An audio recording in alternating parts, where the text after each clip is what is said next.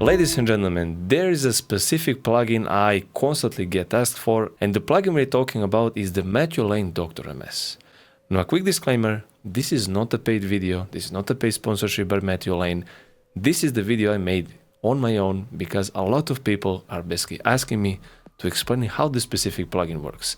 And I completely understand, it's a bit confusing, so let's jump into the video and let me give you a quick explanation on how it works and why I like using it. Before I touch any of the parameters, you have to understand that this plugin is not like Ozone Imager or something else. This is a very unique plugin and it can basically widen the mix and also make it sound deeper.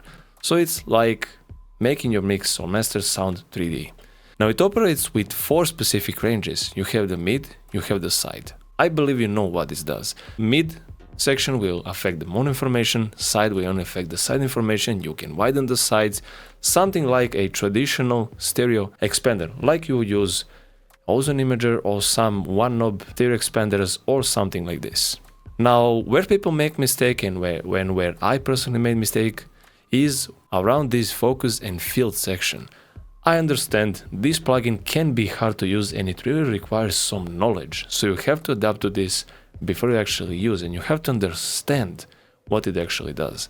So I'm here to help you out. The focus section will basically take the mid information, so the mono information from the signal, take it like this, and then inject that specific mono information into your side image. Makes sense, right?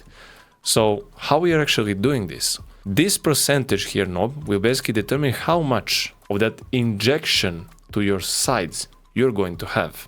This is super simple. Now you can also isolate the signal you're going to input. So you don't have to input, let's imagine, from 20 Hz to 20 kHz. You can, for example, input from 150 to about 1K or something like this.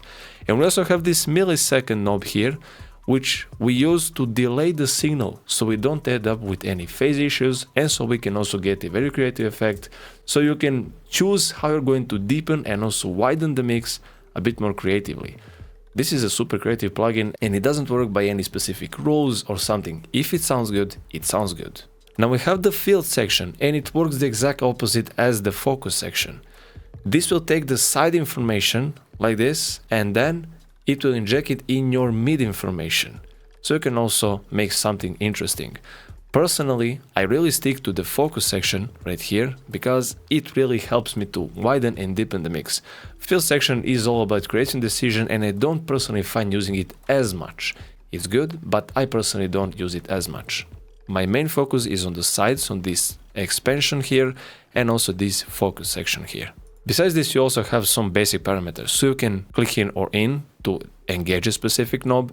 You have this to solo, to, for example, listen, and you'll be hearing how I use this plugin in a demo later in the video, and you have the phase flip, which is highly important for this plugin. So I believe this is completely understandable, so now let me mute myself and I'll show you my full demo on how I use this plugin on this specific track. And I'll be also switching it off and on so you can hear the differences before and after. When you're listening to the demo, make sure you pay attention to what happens on the sides and also on some backing instruments.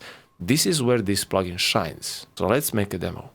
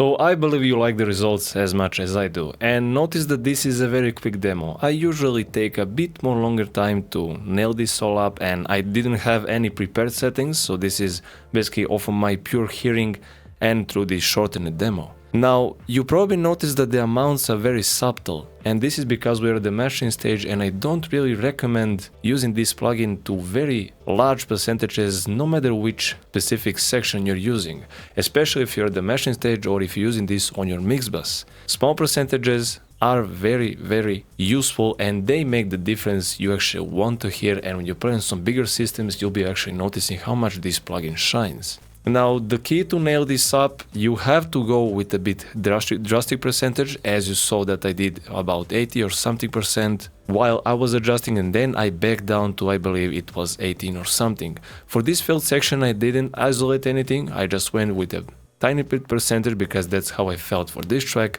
and it worked flawlessly. And I just did some basic stereo expansion here, and it sounds super nice. So there you go, this is how you use DrMS by Mathew Lane, and I believe this plugin now makes much more sense for you. Thank you very much for watching the video. If you want some more explanations on some different plugins that are a bit more complicated like this one, feel free to let me know down in the comments, and I'll be making that video with no problem.